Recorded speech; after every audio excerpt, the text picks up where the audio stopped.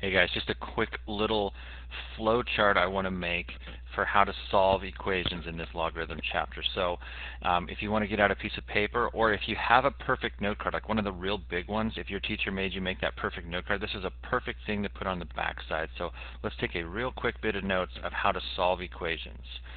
So pause when you need to, because I'm going to go kind of quick, but here's the process you want to think through when trying to solve equations this chapter. You're going to ask yourself this question first. Are there logs involved? That's the number one question. Sometimes there are, sometimes there aren't. If you say yes to that there's logs involved, we'll be on this side of the flow chart. If we say no, we'll be on that side. So first question, are there logs involved? That's kind of up here maybe.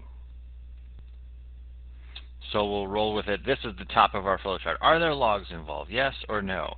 If you say yes, here's the next question you got to ask yourself.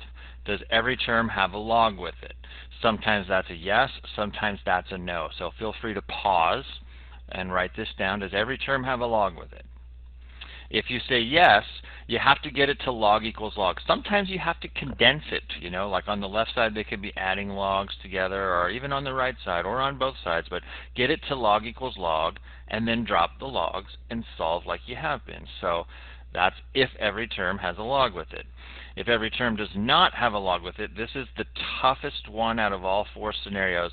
Get it to log equals number, and then rewrite exponentially. So you might have to condense over here.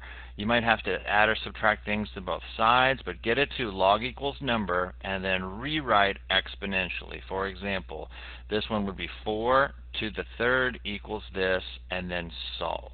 So feel free to pause and write that down. So that was if there were logs involved. If there's no logs involved, you got two steps. Number one, you could possibly rewrite them with the same base. Here's an example you can write down, like this has base 7, this has base 49. You could rewrite them as both base 7s. And again, you could pause to write that example down. And if you can't rewrite them with the same base, then you log both sides.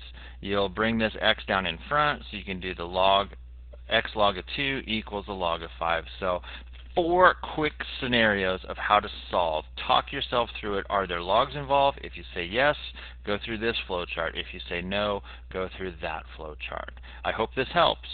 Have a good one.